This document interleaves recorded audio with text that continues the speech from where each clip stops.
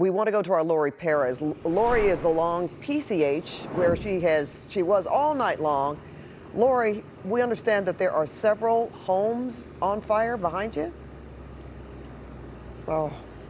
That's right, Pat. You know, I certainly did not expect to see flames again like this after leaving here early this morning. But take a look. Here we are just south of Tuna Canyon Road, an absolute inferno. Now, when we got here about 45 minutes ago, only that first house closest to us was on fire.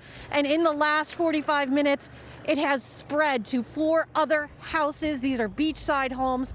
Some of what locals call the sandcastle homes, and some of what so many that have burned to the ground since yesterday. These are really burning, as you can see, fast and furiously. We have already seen and heard the interior structures of some of those collapsing, and it won't be long, I'm sure, before the rest of them follow. I was noticing, you know, people from all over the world usually come to PCH and through Malibu specifically to kind of admire the coast, but a whole other kind of a tourist is coming here. We passed cars tonight, windows down, phones taking video of just the stunning view of destruction, just a line of devastation down the coast. And there are compound dangers that come with the fires. You see the telephone poles, you might be able to see in the foreground here, kind of leaning precariously. They have been compromised. They are getting pulled down as other poles have burned and fallen down up and down PCH.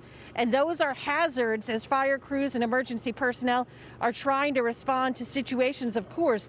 And it seems that the flames and the fire are not going away. There are new eruptions like these happening, lighting up the sky once again tonight with just complete heartbreak. And it's so scary. You know, when I was just waiting to go on here and listening to Mike talking about the new evacuation orders and warnings, you know, in my head, I'm kind of going through a Rolodex of who do I know in those areas. You know, I have 3 young nieces who live in this city, and, you know, I just want to make sure that everybody is paying attention and alert and listening and following directions when they need to go. And you know, as I said at the beginning, I really didn't think I was going to be coming back here and seeing this again, but here we are. And I'm just going to say this, Laurie, from where we left you last night, I almost thought, well, are those the same structures that we saw burning last night? But no, if that's the case, they would have been burned to the ground already, which they probably are, unfortunately. But these are new homes, or this is like a new set of homes that have actually started to burn. And so very unusual. That's right. You know, we came from... Yeah, I mean, absolutely. So very unusual. You know, I was talking with someone earlier today about, you know, we see houses burned, but we're seeing entire apartment buildings, condo buildings burn.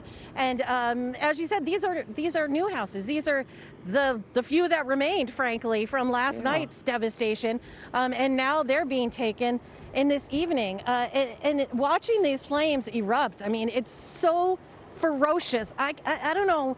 If you haven't been close to a fire like this, I don't think you can adequately understand how intense it is, how hot it is, and how terrifying it is to watch from, you know, just a few feet away. It's really, and just to see it just having its will, you know, with whatever stands in its way. I mean, nothing can fight it. Well, and we see the firefighters there on the ground putting water on this, but so unfortunate to see. And, you know, we've heard so much information about the winds, still red flag warnings, of course, but subsiding somewhat, at least so we can get some air power to fight these fires from above, which is so desperately needed. But then to see something like this, you know, you have to hold on to hope, but it is, you know, discouraging.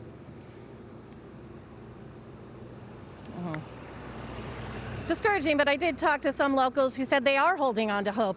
And even in the face of enormous loss, they are taking solace, and they are have a lot of gratitude for the community that is sustaining each other through this. You know, in the last few hours, in the last 24 hours, they have seen their community come together. People staying in other people's houses and offering food and, of course, water and anything they can do, and just offering kind words and to anyone who needs it, and any help whatsoever that people need. People are ready to give it, and that's always encouraging to see at times like this.